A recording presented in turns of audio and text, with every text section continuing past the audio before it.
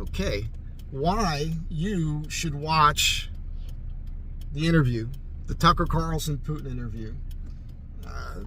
You should watch it, even if you're not into this stuff. It's fascinating.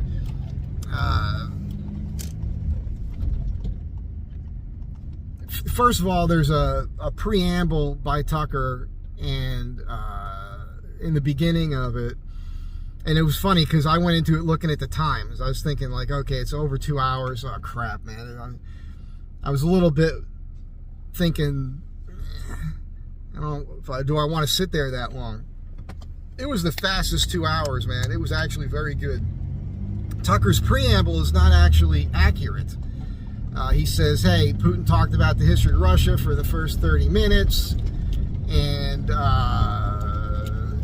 we thought he was filibustering, but we let him go, and Tucker did try to get in there a couple times, and, he says we ended it at the end because we chose to, and that's not how it ends at all. It's really Putin who puts a point on the end.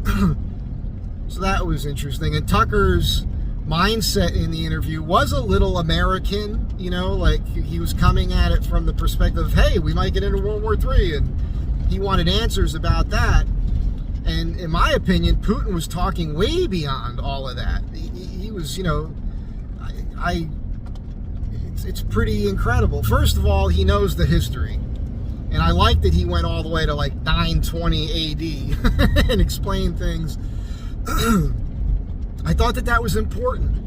I don't think that there's been a U.S. president in my lifetime, anyhow, that could sit there and do that. I was impressed by that. And this is why you need to watch this for yourself. The reason I'm saying this, the reason I came on here to talk about it is just, I got on this morning because I knew it was going to happen. And, there's already our media trying to tell you what was said. Do not look for the cliff notes. All right, this is how our media works, which is something else Putin pointed out, man, and it's true.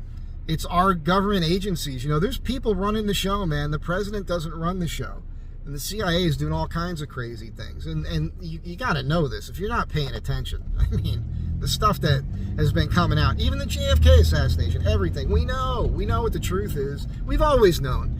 You didn't want to believe it. There was always plausible fucking deniability, and this could have happened. Okay, this, that. Oh no, he's attached to this. He had a conversation with this guy, so you can't trust him. There's all this, nonsense being programmed into your brain to get you to accept all the lies. You don't want to call them lies. You'll say falsehoods or misconceptions or all this terminology that they come up with. And to get you to believe bullshit. All right, but now you got a guy talking for 2 hours straight whose mind is with it, boom, and he's talking like a real world leader should sound, because he's talking about the economics of things. This guy. That was impressive to me. The fact that Putin's talking about how our CIA created a lot of this. They got involved in there in Ukraine. I mean, it's no different than the whole Libya mess or what happened with Hussein and everything else. And when you talk about the dollars and the power of the dollar and currency and how that drives people in our own government to start wars in different places, like that was pretty good. And also pointing out the mistakes made. These calculations are incorrect. We know it. We all know it. You should know it. If you're a thinking person, you should know it. Unfortunately, a lot of people aren't tuned into it. I'm not following the politics anymore. I'm not watching the news or anything because it's all BS. And that's, most of the thinking people I know are in the same boat. Like, how many times do you need to be burned? How many times do you need to be lied to? How many times? Like, how many shots did you get to find out that it doesn't work anyhow? You know what I'm saying? Like, how many times did you hear, what's your opinion of the last president based on the Russian dossier, which is all fake? It's just one thing after another. Like, did you listen to the media when they said that the Hunter laptop was Russian misinformation and everything? No, it's real. Like, after a while, you're like, well, I can't listen to anything. And yet, the media is out there today in droves trying to break down this interview because they don't want you to watch it. They want you to watch a 3-minute segment with some expert to tell you Putin's lying. Instead of you putting it. If you believe this is you're part of the problem. If you have to block 2 hours of time out to watch that. I encourage you to do so. Just do it. Make up your own mind. Think for yourself. Stop allowing bad ideas to permeate into your skull to the point where you accept that as reality, because it's not real. It's not real. Nobody wants World War III. It doesn't make any sense. You know, this whole thing over there is nonsense, and it was built up during the Obama administration with the relationships there. That's when they put everything into place. And just listen to what he's saying. Putin's not lying about anything. The facts, as far as like how that happened and how people got into that country and manipulated it. When he's talking about the whole Nazi thing, it's not Nazis like we're conditioned to think of Nazis. He's talking about the historical connections between some of the factions in Ukraine being tied to the people out of Poland and other places during World War II who aligned with the Nazis. That's what he's saying. He's saying those people are still involved in the government there. He's not, you know, and his cerebral, man, he's a smart dude. He's talking way above Tucker as far as where Tucker was coming at it initially with the interview. You could tell Tucker went in there with like, I wanted to talk about this, and that. And Putin totally controlled that situation, but he had to. He had to get that side out. So I found it interesting because you could see Tucker's face and he's paying attention, he's listening, and how he's got to process his own perspective, like what he went in there with and now what he's hearing. And he knows Putin's telling him the truth because he's aware of this stuff. And I loved how Putin talked about Tucker possibly getting into the CIA at one point in his life where he wanted to do that. He knows, you know, he can find out anything he wants to find out about anybody, just like Trump could have, you know, or any president could have if their faculties are there. At the same time that's happening, you got Tucker Carlson talking to Putin. We've got Joe Biden and this whole story coming out where, you know, he had a cognitive interview that he failed. You know, and hey, they're not going to go after, this is so crazy. It's so crazy. And the media backs it up. It's so crazy. They're not going to go after Biden for doing the things that Trump did because Biden's like this frail old man who doesn't have a memory anymore. But it's okay that he's running the country. But he's not, which is something Putin pointed out. The president doesn't run the country. You know, it's a personality. It's not the personality. So everything he said, you have to watch it for yourself, because if you're like me and your brain works and you've been paying attention for decades and you're like, you know this already, and then you see this guy who a lot of people have been conditioned to believe is just the devil. You listen to what he's saying, you're like, oh yeah, I know that. Oh, that's true. I know that. Oh, I knew that too. I watched when that happened. Yeah. He's just repeating what happened. He's not making that up. That happened. Everything he said happened. So it's a little bit crazy. And he's right. He's right. It's up to the people who started the bullshit there to fix it. And he gave you outs. He gave you suggestions on how to do it. And it's so great because he's addressing the way media manipulates the minds. And he's telling you, he's saying, well, yeah, so just create another narrative. Just create that narrative so we can get past this, talk about it, and figure it out. That's all. I think that interview could be a turning point to actually make the world a better place. That's what I think, because I'm a hopeful person. That's how I feel. And I'm glad I got steered away. You know, I've been looking, I'm getting older now, but I've been staying pretty fit, and I've looked at a few things. I did some things when I was young, and I look for an excuse to get involved in a battle or something, you know, that sort of thing. And I seriously considered the Ukraine thing when it was popping off in the beginning. And I had a friend of mine who, he was a headhunter for Blackwater, and he's a pretty wild dude, man. This guy's been to some places. I've seen the pictures on his phone from things that he's done.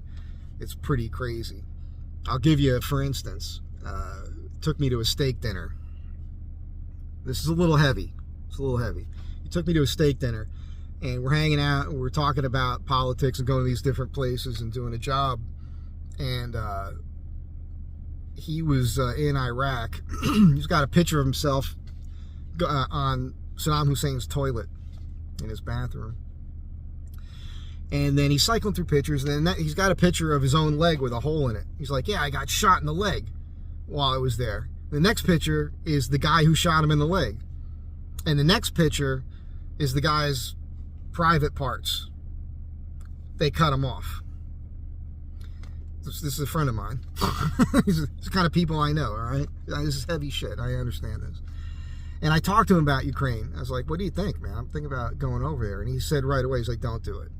He says, it is not what you think it is. The way it's being portrayed to the masses here is not what's really happening. He says, don't go there. It's not a righteous fight. And it was interesting to me because what Putin said about mercenaries being, because there's American mercenaries there. There's Germans there. You know, they're fighting. Those people, just so you understand, they're not necessarily there because they truly believe in a cause.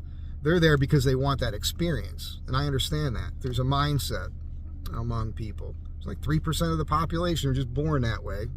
They just want to do that. They have that sort of mindset. But a lot of them want it to be for a real cause, but the reality is they just want that experience. They just want to do it. So they're going over there to do it. Some of them have done it before, you know, and that being in that place, that adrenaline, that's the highest high you're ever going to get. That camaraderie you get with guys when you're facing death and all that. So there's people who are just addicted to that. And that's a drug, and that's what they want to keep doing. There's a lot of people who think that they want to do that, and they do it, and then they experience so much, and they see so much horror and death and misery. It's a shitty situation to be in. And then they look at it, and they learn more about the actual politics, and they interact with the real people on the ground who live there and everything else. They realize, oh, I was lied to. So now I went through all that for a lie, or for something that can't win. Or they realize it's really about corporations and money. And not all corporations are evil, by the way, but there's something going on here where people in the agencies in our own government are creating scenarios in the world that benefit particular corporations. That's just how it is, right? Because of natural resources and all sorts of things. That's what's going on. And they have infiltrated our political system, right? Just, we know this, right? We know we need term limits. We know that we need to get the money out of Washington, the lobbyists, right? The people that lobby politicians to get what they want.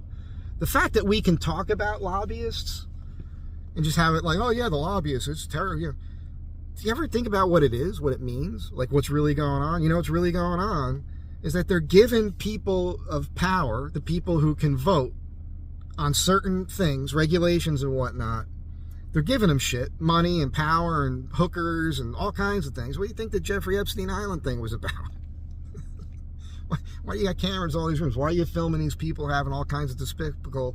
I don't even want to label it, because whatever you want to do, you're going, whatever. But if I got tape of you having sex with, you know, 3 different girls that are, you know, 16 years old or something, and you're married and you're a public figurehead, you're fucked. I own you now. That's what that is. So that's what's going on. And so these companies are basically a ruling class. Might not have started out that way, but that's where it's at. So that's just how this all works. They get these people to pass these things because they've got leverage over them. And it just ruins everything. That's what's going on. We got to get back to the Constitution and the Bill of Rights, and you know, that's where we got to be. I mean, I got it right here. Our pocket, I got a pocket Constitution. It's got the Declaration of Independence, the Constitution, the Bill of Rights, everything. It fits in this little tiny thing that you put in your back pocket, right? That's our rules for our government. We're the ones who are supposed to be running everything. Their rules for us, the regulations and everything else, would fill a friggin' football stadium. That is not how it was supposed to be, man. That's not how it's supposed to be. Like, our government now is running the way Nazi Germany used to run. Like, our CIA is no different, in my opinion, than like the SS. That's what they're doing. So it's fucking insane, man. I know this is going to piss off a lot of people, I suppose, but because I love this country, man. My dad came here. He was a child soldier, right? This is, he saw the spread of communism in Eastern Europe after World War II, and how the Russians came in and basically kidnapped at least a third of all the children in Eastern Europe so they could rebuild their population.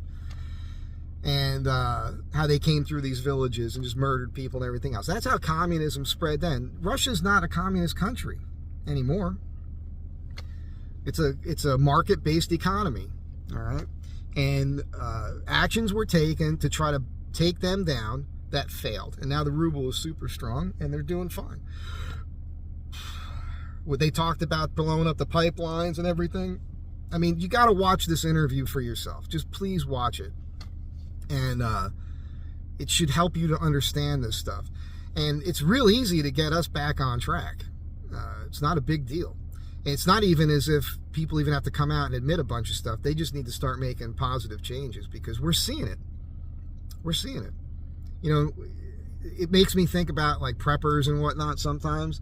They're not prepping, people who buy firearms and hoard some, you should have 1,000 rounds or a couple thousand rounds for every caliber weapon you own. That mindset is just how I think. There's people out there that are like, they got Minuteman setups. They could literally, within a couple minutes, be out the door with a bunch of gear on. They're not doing that because they think we're going to be invaded by China. Some people think that way, but that's not the reality. The reality is like, they're thinking this because they got to defend their neighborhood or their friends against our own government. That's what that's about. And that's what it was always about. That's what the Second Amendment is about. This silly this conversation people have, well, you're going to fight the U.S. government with tanks and everything else. Look at how the North Vietnamese dealt with the French and us. Look at the partisan fighters during World War II in every country. So the people who, guerrilla fighters, that sort of thing. So the people who poo-poo it, like, you can't fight against jets. It's the dumbest thing you can say. Of course not. And also, I think that, the young people in the military, you get pretty well brainwashed. They're going to basically follow orders, but a lot of them are not going to. It's their own families that they be fighting against. So it's just a weird conversation to have. But that's the thing, that the mindset is being prepared in case that happens. And again, that's what the Second Amendment was for. It was to take down a tyrannical government. It's not about taking down the military. It's about taking down the people who were telling the military what to do. That's why those people want to be prepared. And if this is not a wake-up call, this interview and the information that comes out and the way he's just pragmatically just boom, boom, boom, boom, explaining it, if you can't get that, then you probably shouldn't be here listening to me, that's for sure. So it's this new way of thinking. Like, to me, it was a sea change of intellectual, cognitive seeing, where the level he was at and explaining things from an economic perspective and how countries have to work together to make the world a better place is very important. That's how all the world leaders should be talking. And he's talking to you, he's telling you about agreements that they had, okay? There was an agreement in Istanbul about peace in Ukraine, and then this Johnson guy from Britain came over and said, no, we got to go to war. And who told him to do that? We did. So they wanted it. And there's a whole money laundering operation going on there. And billions of your dollars are going to Ukraine. We can't secure our southern border, but we're going to give these people billions of dollars to support a narrative that Russia is evil so that we have a boogeyman. That's all this is. There's this thing, we have to constantly have an enemy. You have to be afraid all the time. The people running the show are counting on freaking you out and scaring you so that they can... I tell you this all the time. How many times do I have to say this? It's fear. They get you emotionally involved. You're afraid. Logic goes out the window. You start accepting these bullshit narratives that they're putting into your head. And now you're walking around the planet believing this guy's evil, this is bad, this is what happened. But no, it's just not the truth. So just watch it. Please just watch it for yourself. And if you do, when you watch it, after you watch it for yourself, and if you choose to watch some of these nonsensical 3, 4, 5 minute clips with talking heads having some expert on trying to tell you, don't believe your lying eyes or what you heard yourself. This is what was really said or what they meant. Go in the comments of those videos and point that out. That's what I do. Because those people, those channels and everything, they've got to be looking at those comments. Be a real American patriot. Be a person whose brain works and be like, hey, I want the truth, man. I don't want to have to go and fight or have my kids fight and based on bullshit. It's fucking horrible, man. The people creating these messes for us that are sending your kids off to war is really fucked up, man. It's not cool. So, I don't know. I probably went off the rails here. I don't even know what the hell I said. I've been talking for over 20 minutes.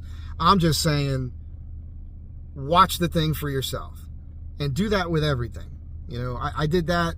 I remember the climate change thing. This is like 15 years ago or more, when this was really a thing, and they're telling us all this shit. And I'm thinking, every time I hear somebody say that we don't have enough water on the planet to sustain more people, that comes up a lot. Like, did you not have 3rd grade earth science like I did? Like, it's constantly evaporating into the sky and raining back down. Like, there's as much water on the planet today as there ever has been. We don't have any less water. All right? You're drinking the water right now that, some Roman soldier pissed out 2,000 years ago. It's the same water. It's constantly being recycled. As in the 20 minutes or however long this video is going to take, hundreds of billions of gallons of fresh water is pouring into the oceans all over the world from the rivers. Right? The biggest carbon emitter on the planet is the ocean. What are you going to do about that? It's there was a film, perfect example. There was a film I watched, a documentary, and this was the kickoff point for me because it's what educated me. Not the film so much, but the work I did afterwards. It was The Great Global Warming Swindle. And I looked up every scientist that was mentioned in that and their work. And I read their peer-reviewed scientific papers. It took me about 3 months to do all this. So now I can explain it. And I can give you like metaphors and examples and say, well, this happened here, this happened first, this what they're telling you is not true because this is the reality. Boom, bada, boom, bada, bam. But there was, after that came out, there's several other documentaries that are character assassination hit pieces against the Great Global Warming Swindle. So if you watch those, it questions everything. But if you just watch that, and if you weren't lazy, and if you had the kind of time I do, so I'm not married, how many kids that I know about, my time is my own. So anytime I get interested in something, I could put the time into it. I'm putting no time into it anymore.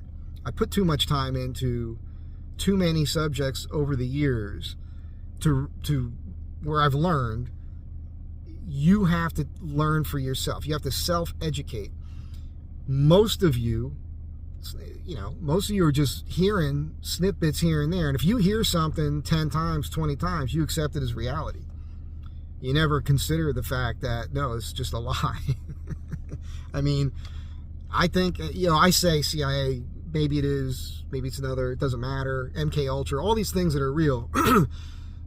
When you see people in, late night television with the same jokes, attacking the same people in the same way, or that famous meme of news people repeating a phrase, and the screen keeps spreading and splitting until there's hundreds of them, and they're all saying the exact same phraseology, that's programming. Who do you think's behind that? There's like these groups, right? Like the Rothschilds or Trilateral Commission. There's a couple of them, 3 of them, that encompass all the people that literally control all the media on the planet. right? They want you to be a worker bee. They want you to be a lemming, follow along. They're going to steer you to do all these things. They're going to use fear and everything else to enrich themselves. Put money in their own pockets, stay at the top of the food chain, manipulating us. It's a human animalistic thing, control thing, ego, all that stuff plays into it. I think it's that simple, So I'm just saying, I don't know, I'm going off the walls here. Watch the friggin' interview for yourself. Watch things for yourself. Do your own homework. Do your own research on things. And stop allowing the media to program your mind with bullshit and bad ideas. Please. Please. I'm asking you. Be good to one another. Smarten up. I'll catch you on the next one.